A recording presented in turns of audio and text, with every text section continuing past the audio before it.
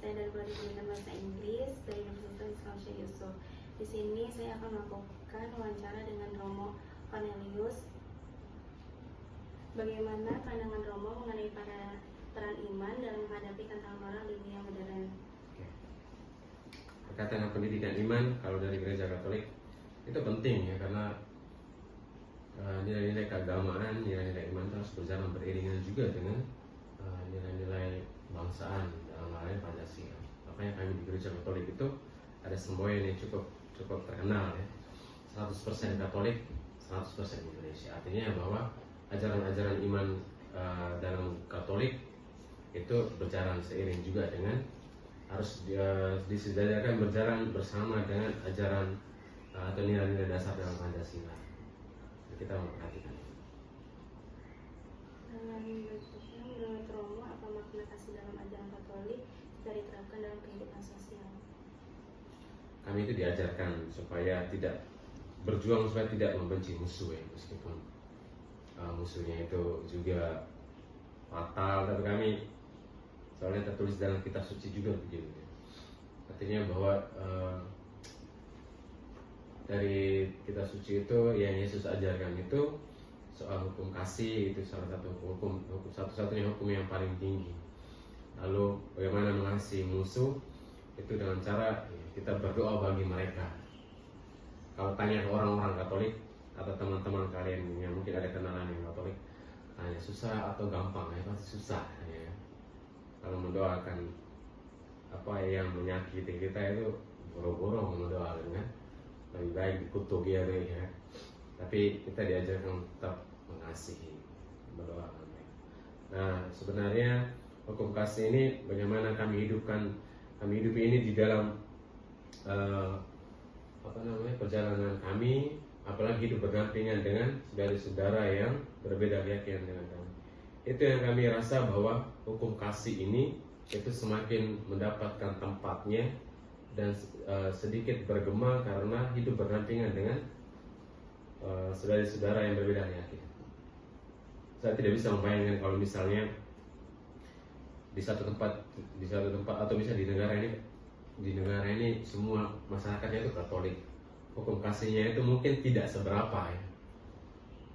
Kalau bisa hidup berdampingan dengan agama saudara-saudara dari agama yang lain, maka hukum kasih itu semakin nampak dan ditantang untuk orang Katolik itu bisa menghidupi karena berdampingan dengan yang lain. Nah itu yang kami usahakan untuk kami hidupi dengan cara-cara sederhana. Saya pikir itu. Terima kasih. Sama-sama. Baik, sekian dari saya wawancara ini. Saya tutup. Wassalamualaikum warahmatullahi wabarakatuh.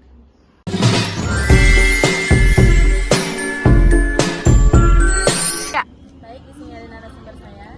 Perkenalkan, nama saya Andri Santo Gunawan. Saya selaku umat beragama Buddha. Baik, apakah menurut Anda Pancasila dan ajaran Buddha memiliki kesamaan dalam hal menghargai keberagaman dalam toleransi antara umat beragama? Tentu saja ada. Dari segi internal, kita sebagai anak Buddha khususnya itu harus bisa menjembatani dari pendapat orang tua ke anak-anak supaya tidak terjadi miskomunikasi. Secara eksternal menurut saya untuk menjaganya adalah kita saling sharing dengan umat agama lain. Baik, dalam pandangan Anda, apa tantangan terbesar umat Buddha saat ini dalam menjaga pemurnian ajaran di tengah pengaruh globalisasi? Baik, kalau pada saat seperti sekarang globalisasi, kita udah nggak bisa lepas banget dari gadget ya.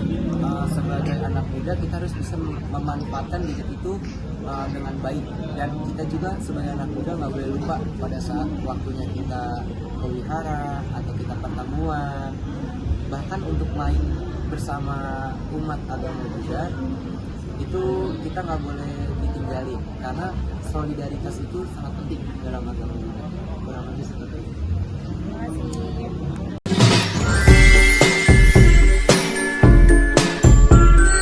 Di sini ada narasumber saya. Ya, saya sebagai narasumbernya, saya namanya David Nathanael.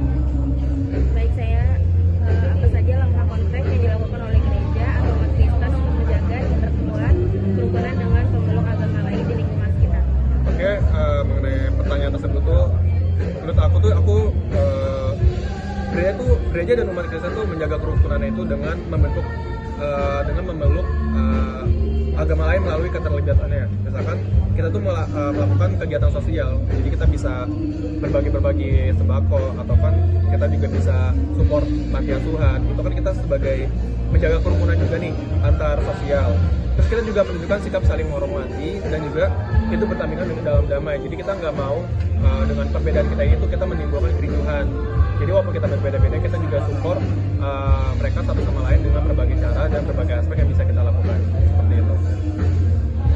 Pesan apa yang inginkan Anda sampaikan kepada generasi muda Kristen agar mereka dapat menjadi pelopor dalam menjaga toleransi, persaudaraan, dan harmoni di tengah keberagaman bangsa? Oke, mengenai pertanyaan tersebut, menurut aku tuh pesannya itu, aku sih harap agar generasi muda Kristen tuh dapat menjadi teladan ya dalam bersikap toleransi, dan juga kita menghargai keberagaman serta aktif menjaga persaudaraan dan juga harmoni di tengah masyarakat yang majemuk. Jadi misalkan kalau misalkan kita ada sesuatu yang bisa kita bantu, sesuatu yang bisa kita support untuk terhadap perbedaan, misalnya nggak harus sesama dengan agama Kristen, kita pasti lakuin juga, entah itu dari hal kecil hingga hal besar, seperti itu. Baik, terima kasih.